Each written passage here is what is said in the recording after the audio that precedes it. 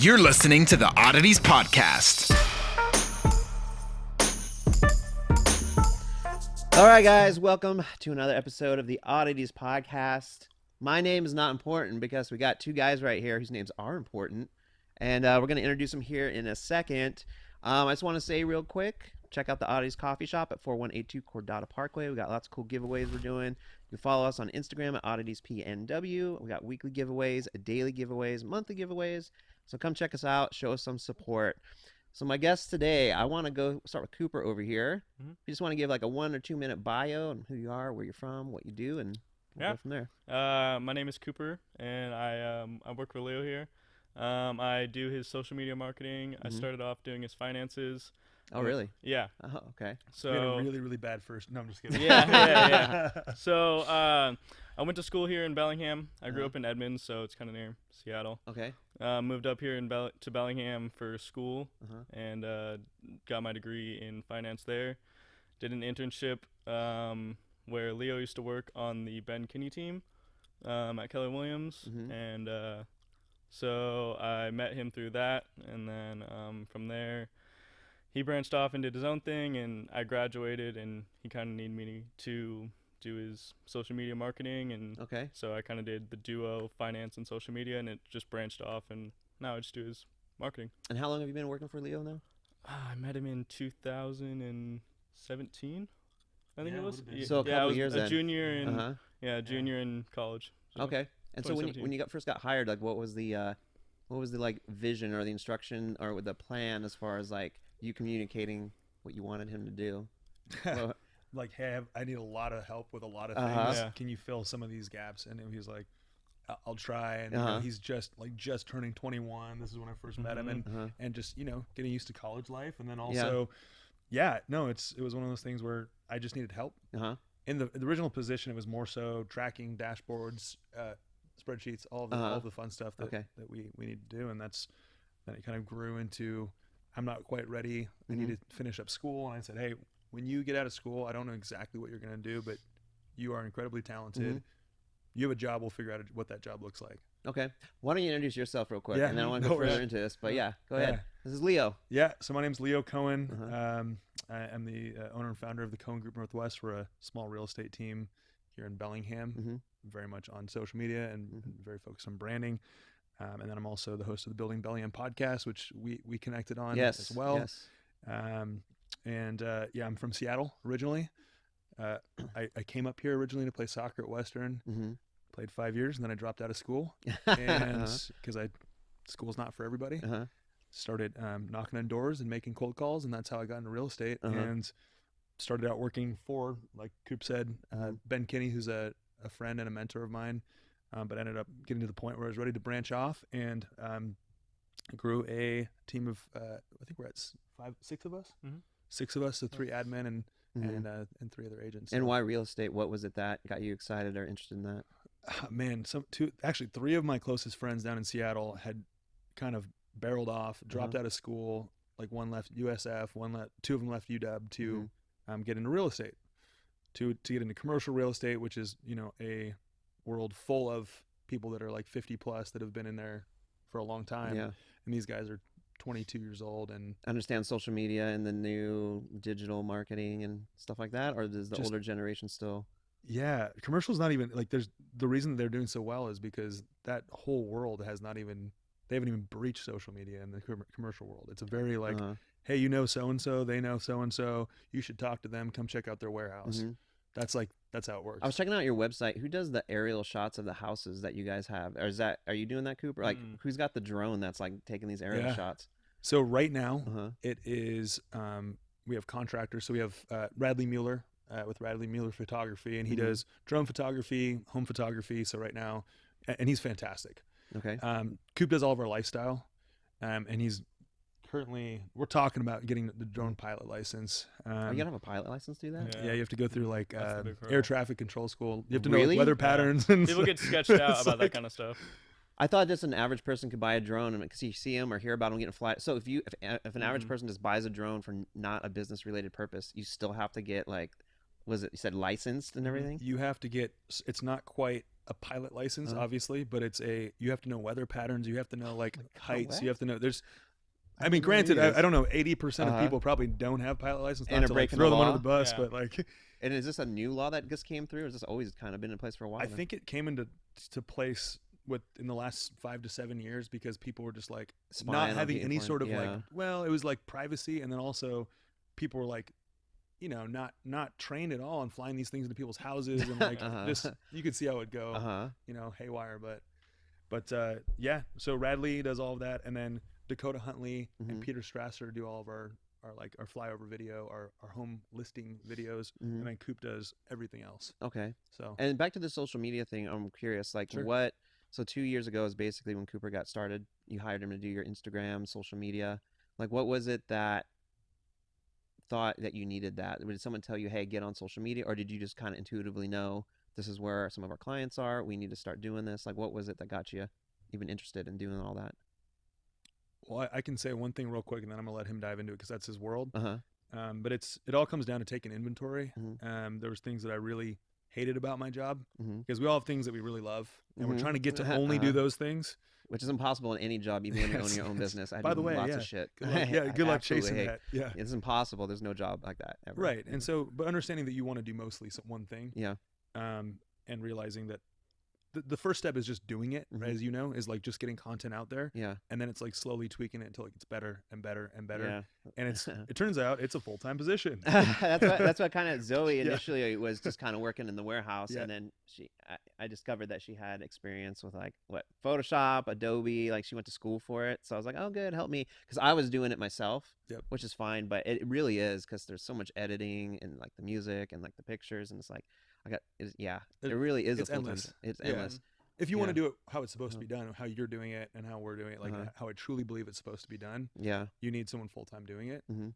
And so that was the first realization was like, what do I like to do? Mhm. What am I really good at? What am I really bad at?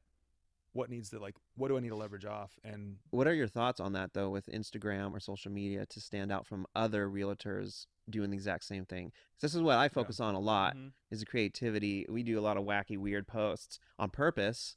which I love them. You know, but it is generally stuff I am interested in. I think it's fun. But, like, what are you guys' thoughts on standing out in your own, you know, group and field? What And was your biggest Well, pet peeve? Well, the thing that I try and do is just really understand who the team is and understand our personalities, and because I mean everyone's different, obviously. So it's my job at first was just to find out what makes each person unique on the team, and then just try and display that on the social media, Okay. and just kind of show that to the world. Because I noticed in real estate a lot of social media accounts are the same. They just post pictures of the houses that they sell, and then they pop it into Canva, and they write sold or pending or under contract, and then like pending under 5 days. Like I literally just saw one right before we got here, and I was like, okay, well we need to stand out from other people. Yeah. And so it was pretty much just like this whole marketing thing's pretty new to me, and so I just got a camera and just followed Leo around with the camera. Literally just like hit record, and like I'm doing it right now.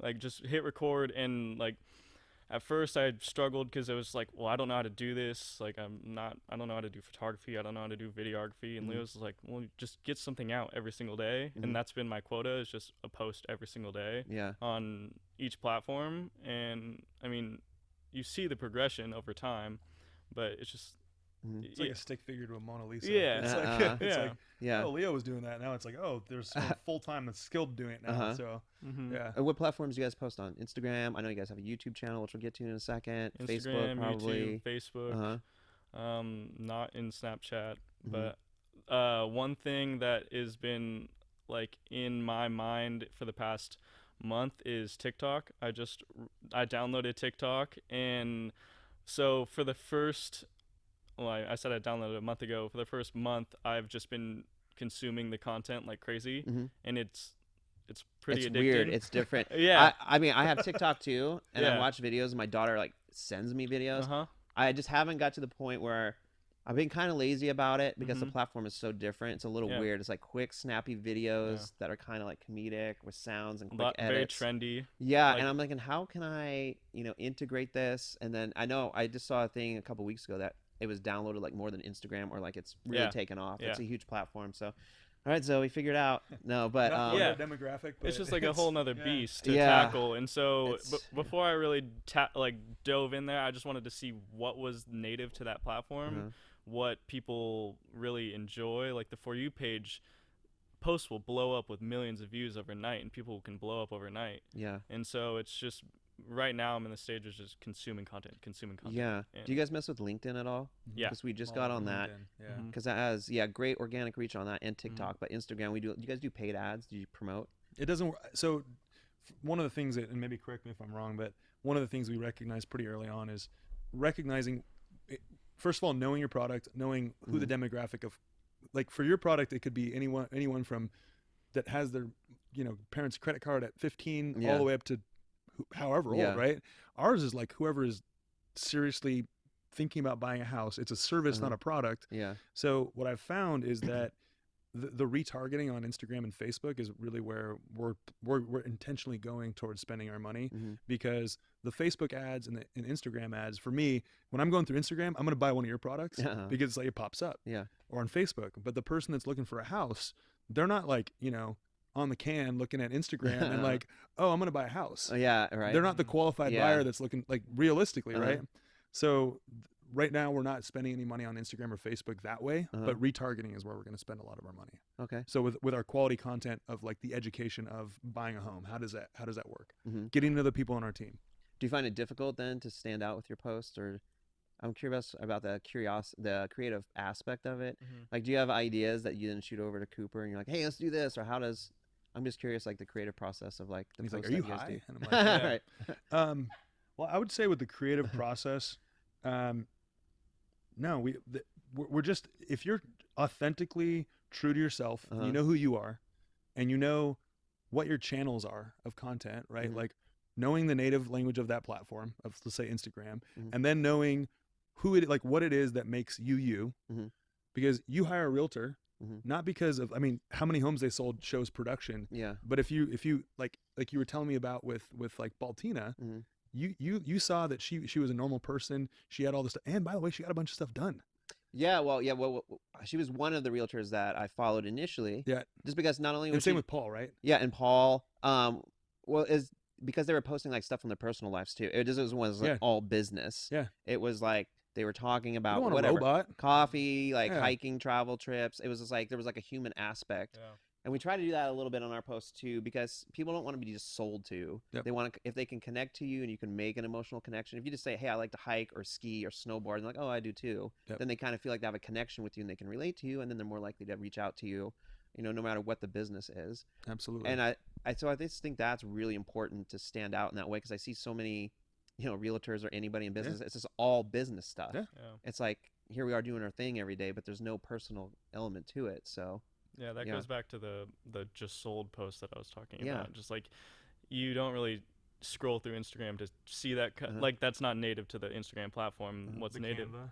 Yeah, like that kind of stuff. So that's what came to my realization of just, okay, now follow Leo around with the camera and just show the world who he is and what it's like to know Leo. It's smart. Yeah. It's smart to do that. It's kind of like what I'm not even making any sort of comparison, but it's what we learned from Gary Vee, and like, not that I have anything particularly special to say, but then it was one of those things where I have no filter. I know who I am. I'm comfortable with who I am, and just projecting that and knowing that some people are not going to want to work with me, and that's okay. Yeah, because you can't be a way that's going to appeal to everybody. Plus, Gary Vee, I've thought about that weird too. If you can appeal to everyone. Yeah, I mean, with Gary Vee too, I've thought about that even with the coffee shop, of having Zoe come around and follow around, like to just try to have a video that's outside of the norm of like every day here's a coffee or a giveaway or a sale, but to like, oh, here's the whole process of us, working or getting set up and just being, more like human rather than just trying to sell. Yeah. Because people feel that, and so you kind of want to add that little element to it. So, you've been in real estate at this point how long now?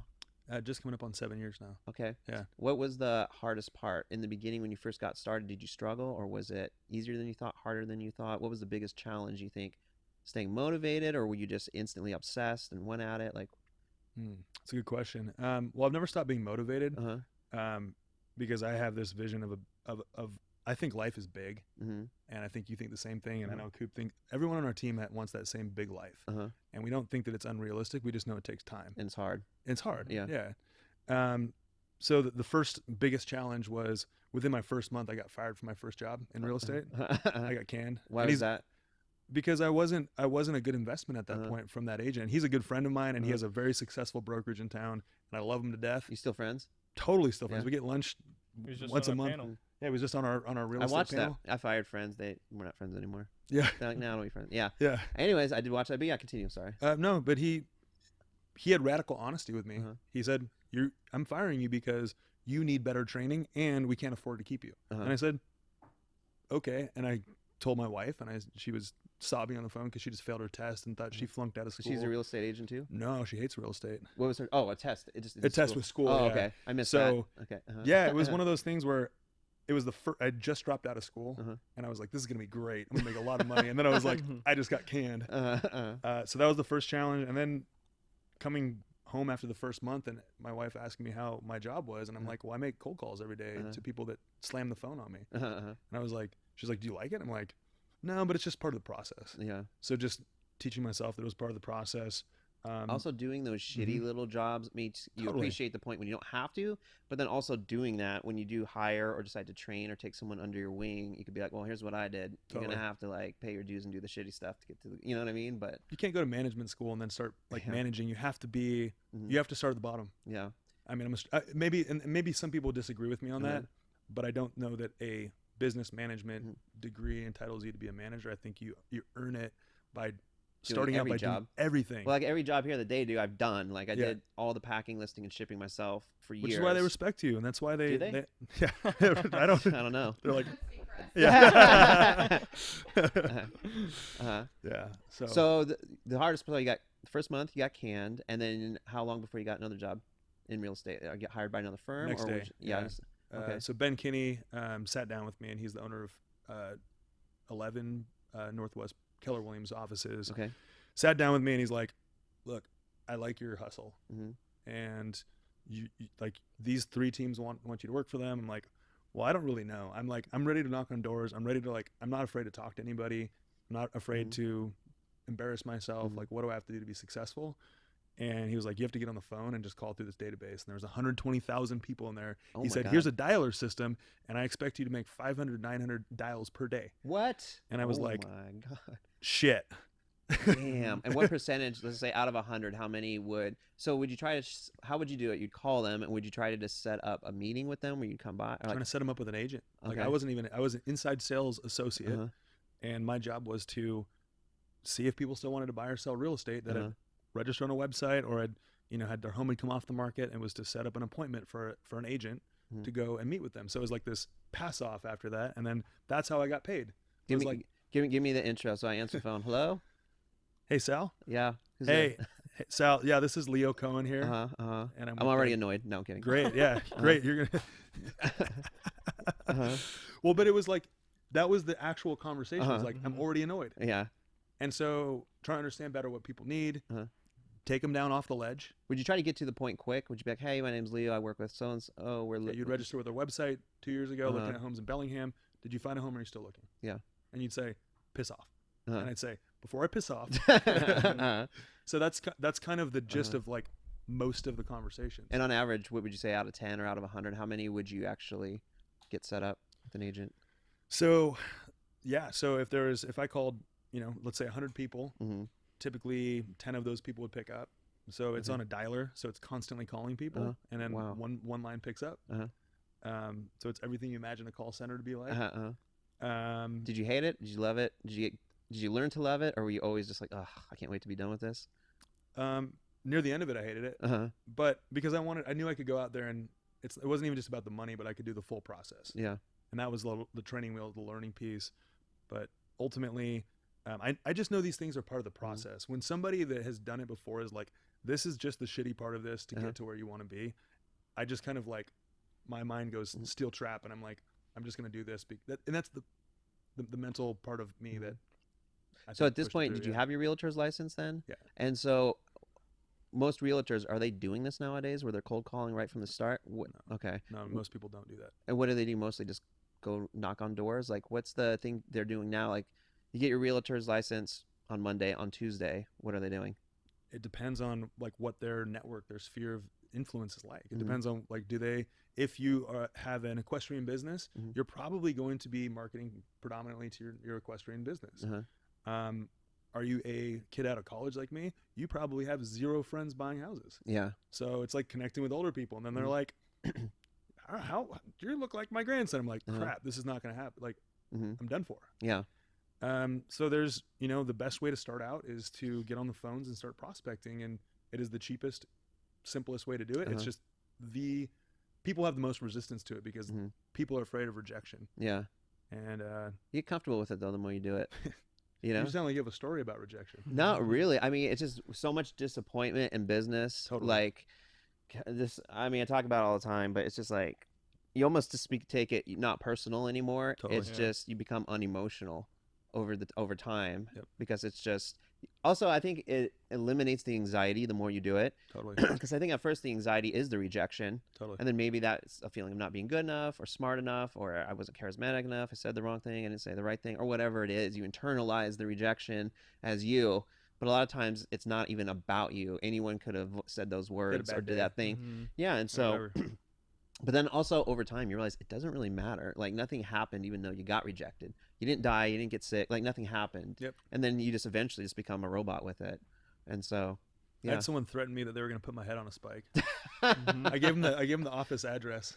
Well, it was like me and my whole team. So like, what is this? It was just kind of funny. This person. Just because you called him. I called him. He's like, if one more of you Keller Williams agents called me, this is something like that. He's, I'll put your head on a spike. And I was like, wow, that's like very Game of Thrones-esque. Like you should come down to our office and we can sit down and talk like adults. I think it was at season 1 or 2 of Game of Thrones. They had George Bush's head on a spike. Did you know that in the show? Yeah, they did. Wow. One of the scenes when they're at the castle with here in King's Landing with Joffrey when he was like the king. Yeah. There was a scene where he killed, I don't know all the people he killed. It's probably when they beheaded Ned Stark, but they had all these spikes. And yeah, it was a big thing with HBO. They had it like edited out, but it was originally in there. So someone snuck it in there? Yeah, HBO just put his head on the spike. No. Yeah. That's amazing. Google it. Yeah. So how long were you doing the cold calls for before you moved on to what was next? So I did that for 2.5 years, and then the last 1.5 years was actually growing an inside sales team. So I kind of worked my way up to director of sales and then running a team of inside sales. So then they were doing that and I was just coaching and training new agents on making calls. And that's when we got linked up because I needed help with the tracking side of the business, which was, I mean, as you know, it's everything. If you don't know your numbers, you don't know your input and you can't measure your input versus what is the output. There's no way of tracking or being able to make a real business decision. Yeah. So that's when Coop and I linked up, and then he went back to school, and that's, about 6 or 8 months before I decided I'm gonna go do this on my own. And so him following you around, doing shooting all this video, are you then editing it, putting up clips, and is it on? It's on YouTube and Instagram, and how's that? Have you noticed like an increase in impressions and engagement, or how's that process been so far? Yeah, it's been. Listen up, Zoe. It's been a struggle to say the least, I guess, just because. You probably get a ton of footage if you're following around 24/7. Then you got to upload all of it. Yeah, and, that's what I didn't realize. I had to get an external hard drive pretty quickly because my Mac filled up right away, and it was it almost like just didn't work anymore. So I'm about like 1.5 terabytes into my hard drive. Oh my God. And it's just like the hardest part, well, it's not the hardest part, but the most annoying part about video editing is just rewatching the footage because you just relive the whole day over and over again. And then it's I used to edit the podcast. I'm like, Jesus. Yeah, Christ. and then I'm like a relatively indecisive person when it comes to like, oh, will this clip be good, or like, oh, is this better, or is this clip gonna be better? And then I'm just like back and forth, and then I rewatch it like 30 times, and like, okay, well, and so I'm like spending a lot of my time just rewatching the clip, and it's just like, oh my God. I don't think people who do audio video editing realize what a laborious process it is. So I never rush Zoe or anything because I used to do it. It's tedious. It takes so much time. Totally, and that's that's when it, like what I said earlier about getting a piece of content out every single day. It was just like, okay, I'm just gonna have to say screw it, and like I was so worried about the quality at first, but I was like, I've never done this before, so I'm not gonna be good at it. So I'm just gonna have to do it and then figure out what was wrong with it later, and then analyze it after the fact. And so yes, the impressions and all that has definitely gone up since I've figured out what I'm doing. I like that you guys do the subtitles on the video like Gary Vee. Yeah, that's smart. That was something that takes a lot of time, and I bet that must take forever. There's no spell check on Premiere Pro, and so every single video before it goes out, I have to send it to Tiffany, who's our copywriter, because I can't spell for shit, like at all. Neither can I. And so every video is sent to her, and then she sends me back like a list of like the timestamp and what word it was, and like how to correct it, and like my punctuation and all that shit. Yeah, and so that's just like, that's another thing. It's just a whole nother step in the process of having it re-edited, and then like, is this even native to the platform?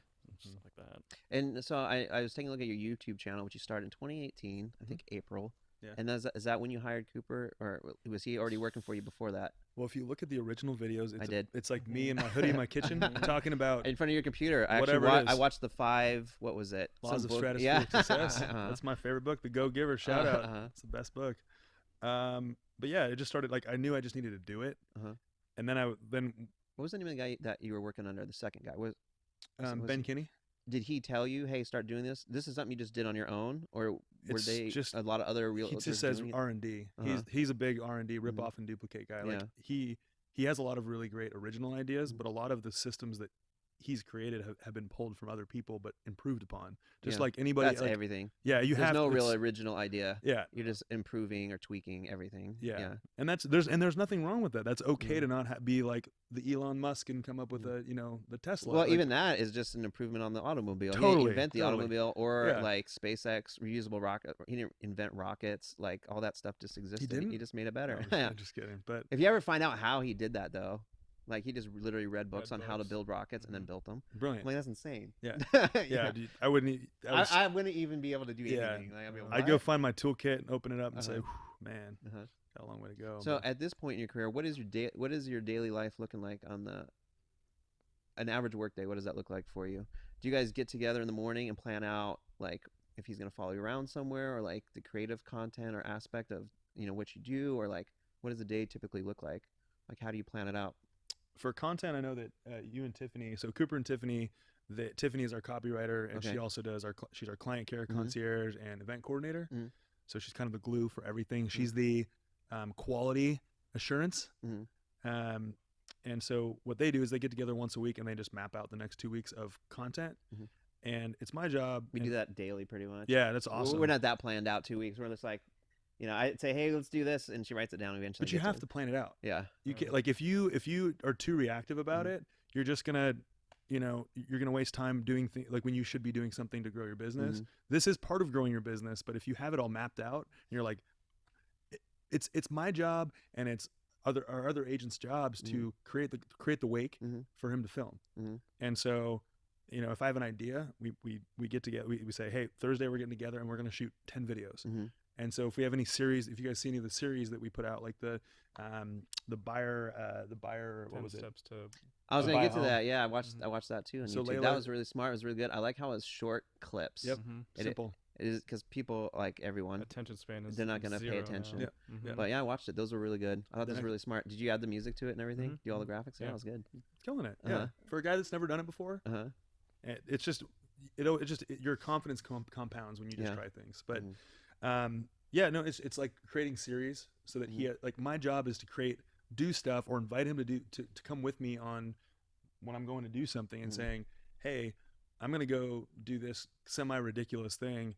You should just bring your camera and come. He's like, okay. Now I want to get into like the creativity too, and just like being a realtor, I'm curious. Like my brain all day long is always in the background, constantly thinking when I'm driving, when I'm at the grocery store. It's always just trying to think of like cool promos we could do, or like, fun edits. It's just constantly running always. And I'm curious about like, do you see people coming in that you can teach to do this? Like how much of it you think is innate? Do you spend a lot of time thinking about this just always in the background? Or like, you know what I mean? I'm just curious about, I guess, kind of the innate talent versus what can be taught? And what do you think in terms of like real estate? Now, you guys are obviously, you're in real estate, you're a realtor, but like the creative aspect of the social media, so many people don't do that. Is this something that you think can be taught, or do you think the people that are just naturally always thinking about it are the ones who are going to really excel? Like, what's your thoughts on that? Well, Cooper hit it right on the head there. It's like the proof production. The only if my mom could figure out how to get on Instagram, she'd be the only person that likes that. If I said just sold, oh, he's making money, he's not, out on the streets. Great. But is it a talent? Real estate comes down to expectations and education. Like a good realtor, and I've learned this from another realtor in my brokerage. She's a very successful broker. Her mantra is educate and then set expectations, because if you're educating people, the right people are going to see the value in that, and they're going to come back and work with you because you've spent the time educating them. And when you set expectations, I know times in my life when somebody has set clear expectations with how something's going to happen, like, hey, the pizza's going to be there in 40 minutes, and then it shows up in 20, and it has extra pepperoni, and you're super stoked, like under promising, over delivering. It's all about those two things. So if you can do that with like these video series, instead of saying, hey, look how cool I am, I just sold a house, and people are like, cool, you just made money, that's great, what else? Like, there's nothing more to that. So would you agree with that? I just think, like, you definitely don't need talent to do this, because I had no idea what the hell I was doing when I picked up a camera. That's for sure. It's like anything. You just got to keep doing it. It's like going to the gym. You got to just keep going, and you'll see results. Just like people, well, for me, example, I was really worried about quality of the content at first. When you first start, you can literally just start with your iPhone, hit record, and say what you have to say, and then upload it. And then people will react how they react, and you'll analyze what you did, and then just like, oh, what was bad about that? Oh, the lighting was bad. Oh, the audio was bad. Oh, maybe I need to get an external light. Maybe I need to get an external mic. And then you just learn things like that. And then just YouTube it. Like, literally, I've learned so much from YouTube. Like, 99%. I didn't teach it to him. That's for sure. It's literally like, everything's on YouTube. That's why I always say, like, don't pay for stuff. Like, we use Power Director 16, and there's this channel we follow with this really weird guy, but he's got good content, tons of video. I'm like, any edit you need is right there. Like, anything you want to do is like right there. So I don't know, how often do you use that? Are you referencing that too much? No, it's pretty basic because we just edit pretty much the podcast on there. But I watch a lot of Peter McKinnon. For photography, I watch Jared Polin, Frono's Photo, just all that. Like, just consume content. Like, just literally, if you have a question, just YouTube it, and somebody's gonna make free content. And so to build on that, it is a consistency thing for sure, because none of us had any idea. We're just of what we were exactly doing, but we had to clearly define who we are, what do we represent, and that was mission, vision, values.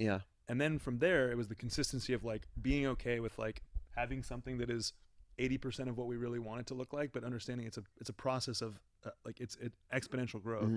And honestly, the people that start out like just naturally good in front of a camera, I have a lot of like I'm pretty good, but I'm also like, do I get up there and I'm like, if I'm talking in front of people, do I get shaky?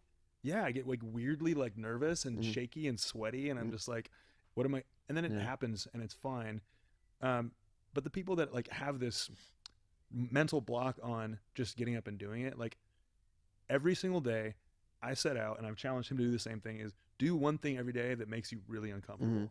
Like push yourself out of your shell every single day, and I promise you'll grow. And that's the thing about the nervousness or anxiety. That's like, it's almost like you've told yourself in your mind what's going to happen if you do it and how it could go wrong, and then you get nervous. But then most you do it, if that story you told yourself about what was going to happen doesn't happen, it knocks it down a little bit. And the more you do it, eventually, the thing I get most nervous about when doing podcasts, and I know you guys have a podcast we'll get to in a second, is like, I just want to do a good job. I'm not nervous to talk in camera or talk to people. It's just like, I don't want to fuck it up. And then also like afterwards, I'm always like, why didn't I ask this? Why didn't I ask that? Why didn't I say this? So that's always like the thing going through my head. So, well, you're doing a great job. So thank you. Yeah, kudos to you for that. This is like number 10, I think. And killing it. Yeah. Nice. And so you guys, I'll wrap around to your guys' podcast in a second, but I am curious. So 7 years, I'm sure you've seen a lot of realtors come and go in that time. And I'm kind of curious, are you able to tell fairly early on who do you think is going to make it and has it, and how many people who you think maybe will struggle or don't have it can you actually train to like be successful? That's what I'm really curious about, is like, because it seems like it's really easy to get your realtor's license. Paul talked about it when he was on the podcast. Not rocket science. Yeah, and I'm just curious, like, one, is the market saturated with a ton of realtors? And even if it's not, also just back to that original question, like, are you able to size people up pretty quick at this point, or is it still like a mystery? Like, I don't know, maybe. Yeah. But by failing my way forward and seeing good and bad and all of it, just because you're a salesperson or you're good with people are like, oh, I love talking to people. I'm like, oh, good luck. Because it's not about talking to people, it's about listening to people and truly understanding what they need and what's most important to them. And that involves, you have two of these and one of these. So just like doing a better job, asking questions and listening more. The people that salespeople tend to move really quickly and like, oh, there's a better, there's another silver bullet. There's something better. Those people, I don't have any faith that those people are going to make it. Yeah. But again, I don't wish anything ill on them. I just am like, the people that take their time and they think, but then they act, and they're not too far on just the act, and they're not too far just on the think. They don't have analysis paralysis. They're somewhere in the middle. Yeah. Those are the people that, like, I know that they're going to do really well. And I've had to grow into that type of person because I didn't start that way. And so when I see people that are like, I love making phone calls, I'm like, you're going to hate it in a month, but you know you still have to do it. So if you can get over the fact that you hate it and know that you still have to do it and make a game out of it or get in that steel trap, then you're going to be successful. Those are the people that are going to make it. So I always look 3 months down the road, and those people are either out of real estate, and it's okay. Do you find the people, I've noticed this in people over the years, and of course not true in 100% of cases, but usually the people that are most excitable are usually the ones who fade the fastest, I've noticed. Yep. Because it's almost like, I don't know what it is, they've almost told themselves a story about something, and they don't realize it's going to be long and take time, and you have to be consistent.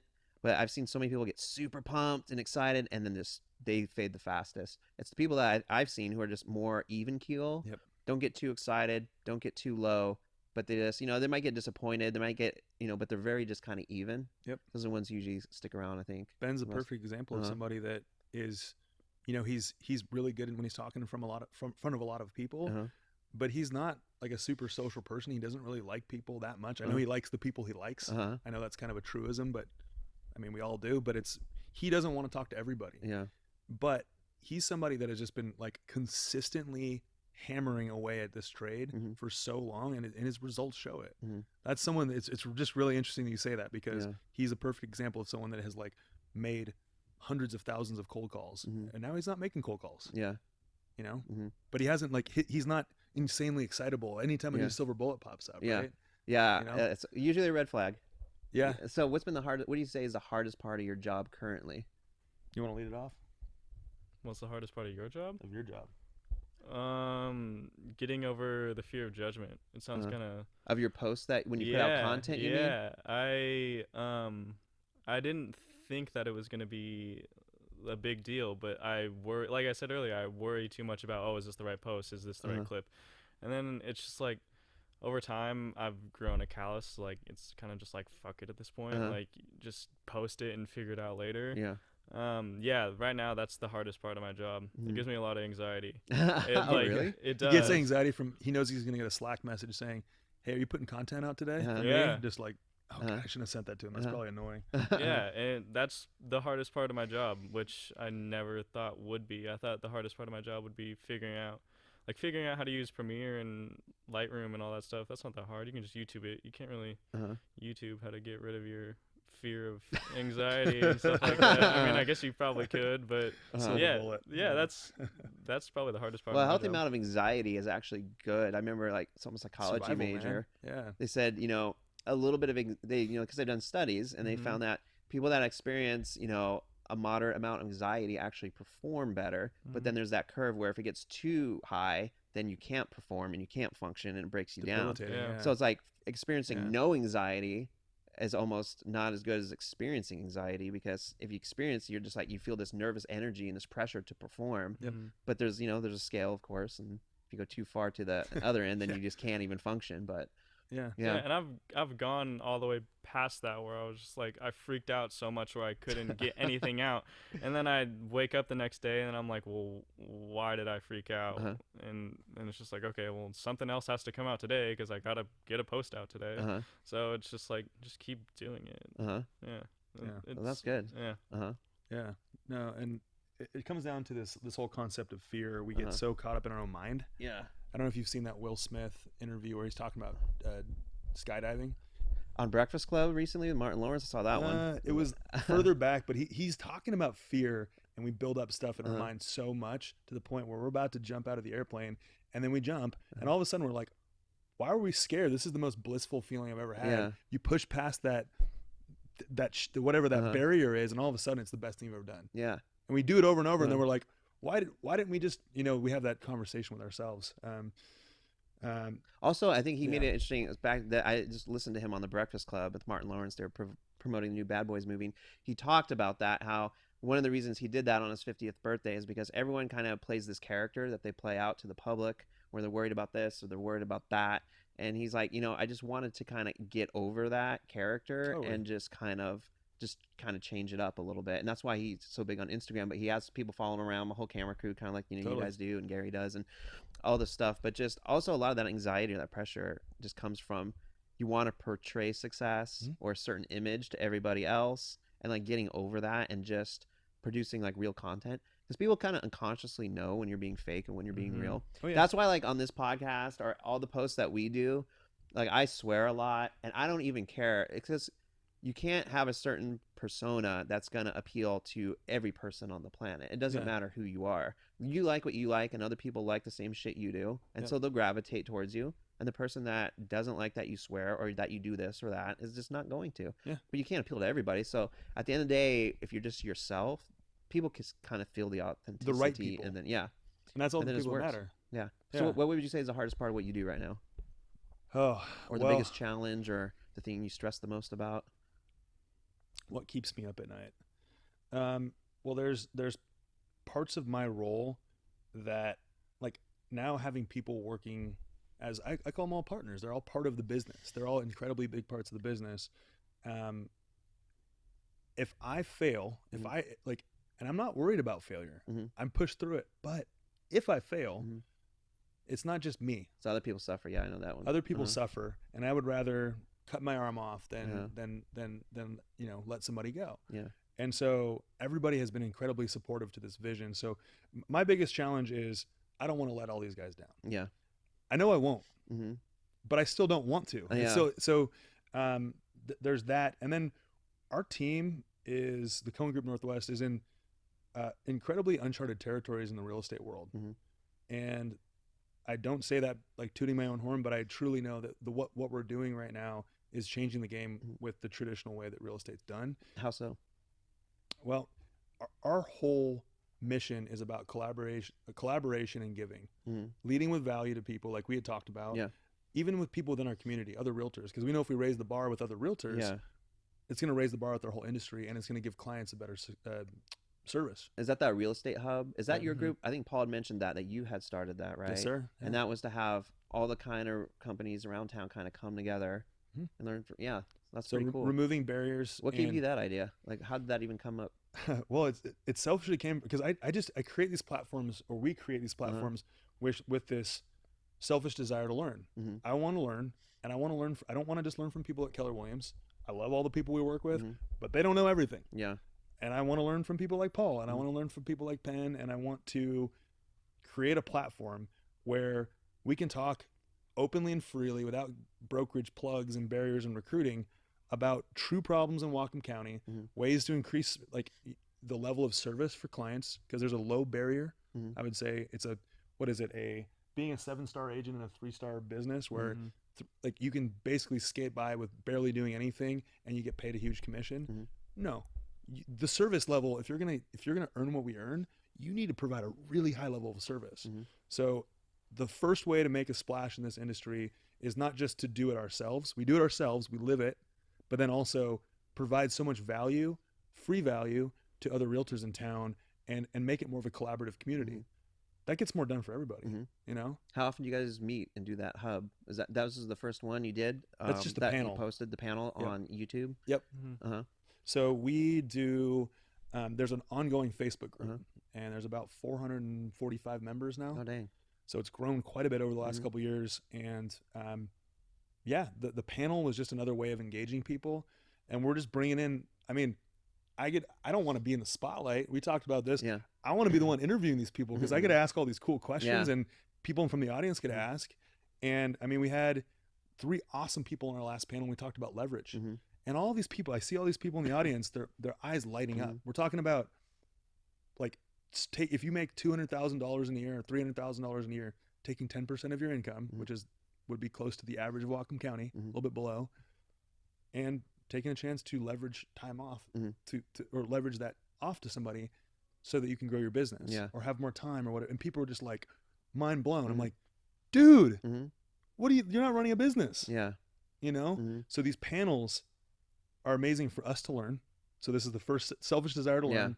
Second is to make it a more collaborative community. And then third is to raise the bar with the level of service, because I don't know if any of you guys have had a real estate experience, and Paul and Baltina are both great, and there's lots of great realtors in town. But then there's there's the other 1,000. There's like some great, maybe 400 or 500 really solid realtors. And then there's people who run it part-time or don't have the systems, and it hurts the client's experience. And now the podcast that you guys have. Yep. You guys have been doing that how long now? What's it been? 7 months. 7 months now, yeah. And this was an idea, again, just to kind of selfish desire to like learn and just bring people in. Yeah. It was just why don't you shout the podcast out real quick? It's Building Bellingham. It interviews local entrepreneurs and just people who have built businesses in Bellingham.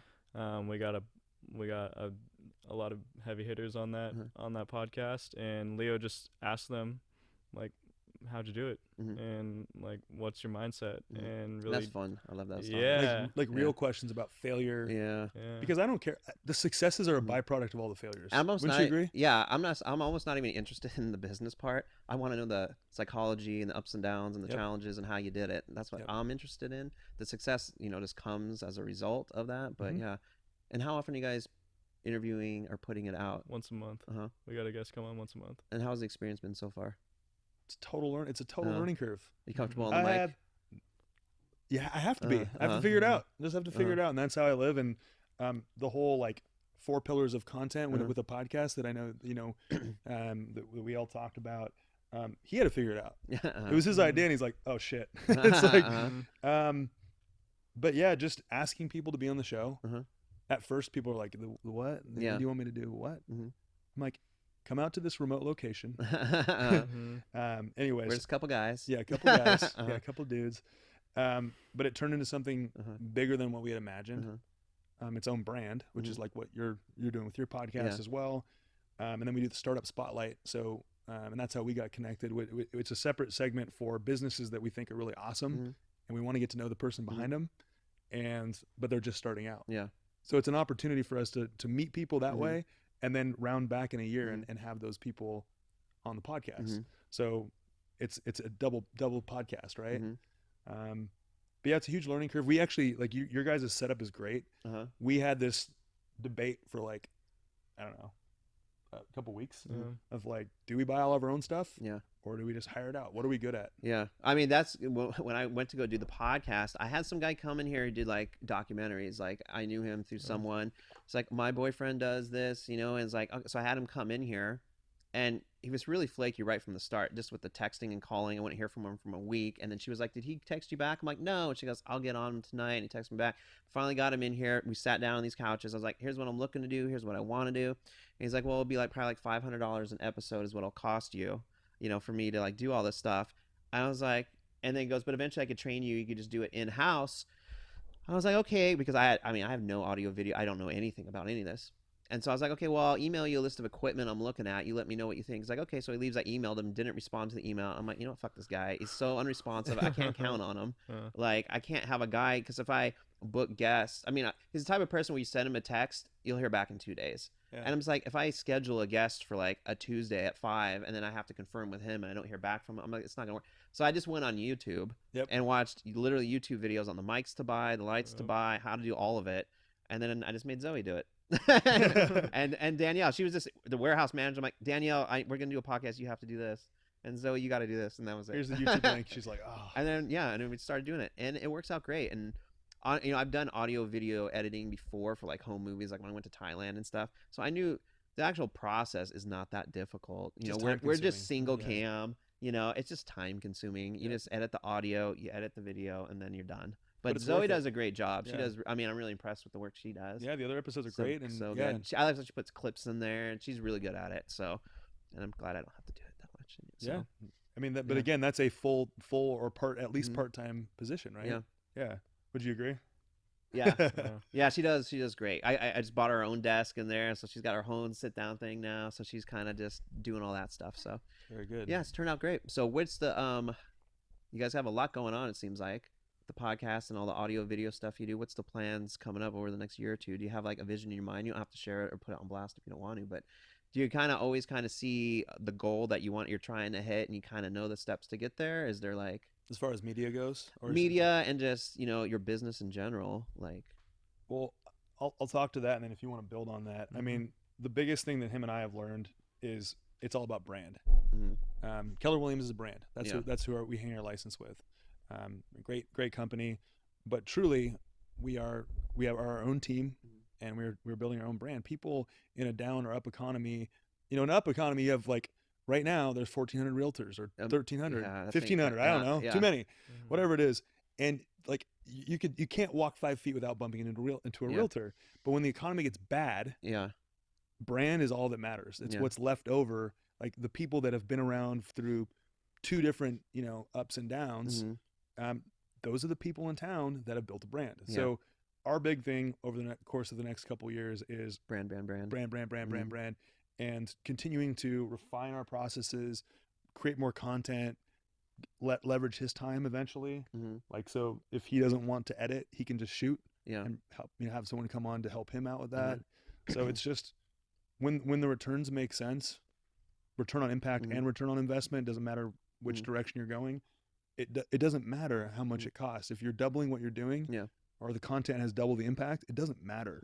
Like, it's important to just keep going with it. And what's your feeling on like patience in general? I'm always over optimistic in my timeline. Like in my mind, I know everything I want to do in the next 3-4 years. But things are, you have to be so patient with the slow. I mean, we're building the Instagram for the store. We're trying to increase sales.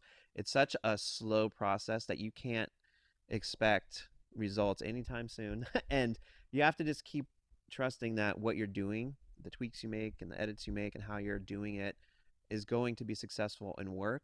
And you just keep pushing and pushing and being patient, hoping that that's going to happen. Do you find that to be the case? Is that something you struggle with? Just like sometimes I have to be like, okay, just be patient, to be patient. It's going to, what's your thoughts on that as far as like just being patient with the process? Well, for me, it's like if I post a piece of content and I spent days on it and there's just no feedback on it or no engagement, I'm just like, well, shit, I just spent 3 days and nothing happened. And so that's, sorry, my phone's gone. That's the patience. It's like, oh my God, like I gotta, like, it's just like putting your time in and actually just like, okay, that's how long it's gotta take. You're not gonna get engagement, but you're gonna have to learn from that. It comes down to vision. Like, trust him and I, like, if you're just posting content with no vision of what you're, like, you guys have a vision here with what you're doing. It's a big vision. And it's a long-term vision, and there's a short-term win, but there's also going to be a much bigger win for all of you guys here. For us, we're like, I'm not leaving real estate. I'm not going to like hop into real estate when the market changes, like go to car sales. Like, that's not how I operate. This is a long-term build for this brand. And this is something that him and I have been like playing ping pong about. It's just like, dude, like we had these little wins where like our impressions go up, or these losses or these things that feel like losses, and we just started realizing that certain content people just don't like. And that's okay. And not being offended, and it's not personal, but it all comes down to the vision of like, when you have the vision there, everybody on our team is 100. I mean, I'm 100% on board. Yeah. I know that you're like, I mean, this guy and other people on our team have been offered other jobs and have, early on probably could have gotten higher paying jobs than what they started at. But everyone was like, I mean, I could play it safe, or we could like, this vision's huge and it's going to keep growing. Yeah. And would you agree that's kind of what keeps us fueled through these, like, what in the fuck is happening right now? What are we accomplishing right now? Yeah. Like I went to school for business, and I mean, you don't really, you can only learn so much from a textbook. Yeah. And it was either go work at a bank for finance or join a startup, which is Leo's team. Yeah. And I was like, well, I'll take the startup any day. I was 22, and it's like, okay, I can learn so much from just modeling after this guy. And it's just incredible what it actually takes to run a business. It's hard. Yeah. It's like obvious, but it's really hard. Yeah, people don't realize. Yeah, It's really hard. Yeah. Why are your eyes bloodshot? You're like, right? I slept not at all last night. Yeah. Well, kind of going back to what you're talking about the pressure of not wanting to fail, like, ultimately, I'm the one in charge of the business succeeding or not, because I tell them, here, I need you to do this job, and this is based off me thinking this is the direction we need to go, and I need you to focus your time on this, and you on this, and you on this. And ultimately, if it fails, well, that's my fault. They give me their feedback based on the jobs that they're doing and they're in their little departments that they're in. But like, ultimately, if it fails, that's my fault, because I hired them to do this job and I told them, hey, go do this. And, they give me feedback and stuff like that. But ultimately, at the end of the day, if it fails, it's my fault. Totally. Like, because I'm the one who made the decisions. I'm like steering the ship and deciding where we're focusing our resources, in time and in money. And if I'm wrong, then people are going to get laid off and fired. And I have workers overseas as well who are also going to suffer. And so it's like, it's a lot of responsibility. And I told Tori before, I've said it a number of times, like, a lot of times I have a hard time with leisure, because I feel like the store that way I opened is not profitable yet. And so I feel guilty almost taking a leisurely weekend where I'm not working or where I'm not doing something, because that's not profitable. And so I almost could take off their plate, right? Yeah. Well, I also feel like I have to earn the right, like, it has to be successful before I'm going to like reward myself with leisure. I look at leisure almost like as a reward for like results, and so I feel that pressure too, always to like work hard and perform. Like when we leave here at night, I go home and I work until it's time to go to bed. The only time I stop is like sometimes Tori will come over and we'll hang out and watch a show or something, but she doesn't come over. I just work all night. And the weekends, I just work all weekend, and I just keep working and working and working. And I'm fine with it, because it's not like it's monotonous. Like I'm just doing one thing every day. I'm doing multiple things, but I'm also doing what I love. And I also chose to do this. Right.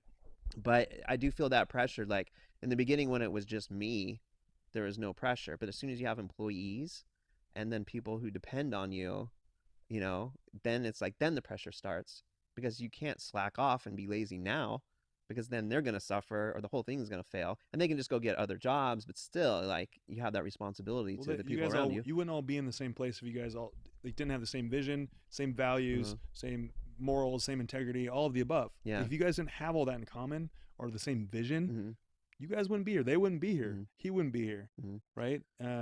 So yeah, that resonates a lot. It's something that running a business is definitely difficult, but it's also, it can't be done without the people that contribute to the business. Yeah. Like it's kind of a two-way street, right? It's like people won't want to be a part of something if there's no vision and there's nothing bigger. Like Coop's saying, like his original pay was like half of what the bank was offering, and they had benefits and all that. I'm like, dude, benefits are, they're just benefits. Yeah. I can show you a way to make more money, and you can pay for your own benefits. Yeah. And he's like, whoa, risky, yeah. Cool. Yeah, well, because also in my mind, that's one thing I think about, if this stuff does turn out to be a huge success, everyone's going to benefit, because they'll all get raises and they'll make more money. But it takes so many years to get there. And one thing I've noticed about employees I've had in the past is so many people want you to hire them, and then they want raises like in 3 months or 6 months, or they just want to quickly be making like $20 an hour or something. It's like, business can't survive doing that. Like, we have to kind of operate, because we have to account for the times when things do slow down or do get bad. We have to have enough cushion to survive those times. I mean, if I give everyone $20 an hour now, as soon as things gets hard, you're fired, because I can't afford to pay you anymore. And I'm not going to like demote you and be like, all right, you have to go back down to this wage now. You know what I mean? So it's like such a slow grind. But I always think, if people just stick with it long enough and it is successful, that's where you're going to get the most reward. It's the 20-year overnight success. Yeah, what's that? The 20-year overnight Yeah, success. right. The 20-year overnight success. Yeah. Like I'm 7 years in almost, and it's like I still barely pay myself any money. I will pay myself enough money to survive, and I don't pay myself every month. I pay myself enough to pay my bills, and I drain it until it's completely gone, and then I just pay myself again because I put all of it back into the business. And the amount of hours I work based on what I pay, like these guys make more money than I do per hour because I'm like 100 hours a week. And when you look at the small amount of change I pay myself, it's like per hour they're making more, you know? But it's like the long-term benefit is, you know, you slowly have to build it up. It takes a long time. Yeah. The first 2.5 years I paid myself nothing because I was waiting tables, living off that. I paid myself $1,000 in 2.5 years because I was going to Maui, wanted some extra cash. But it's like everything goes back in. So people think because you have a business and like I got this warehouse and I got this and all these employees. You must have a flexible schedule and you must make, and you're like, yeah, it's like, no. I'm in debt. Yeah, it's like you have no idea how hard it is. Yeah. Holy shit, I'm in debt. Yeah, right? And you have to take all these big loans to do all these things. And so, yeah. Cool, guys. Well, we'll wrap it up. Why don't you guys give everyone a shout out, like your Instagram, your podcast, your YouTube? Where can people get a hold of you? Where they can find you if they want to meet up with you? Talk about buying a house or they're looking to buy. No, TikTok. Don't find me on TikTok. I'm not there. Not yet, at least. Yeah. So you can find us on the Cohen Group NW at Cohen Group NW, which is our Instagram, and Cohen Group on Facebook. Building Bellingham at Building Bellingham for our Instagram, and then and Building Bellingham on Facebook as well. Okay. Both of our first and last names on LinkedIn.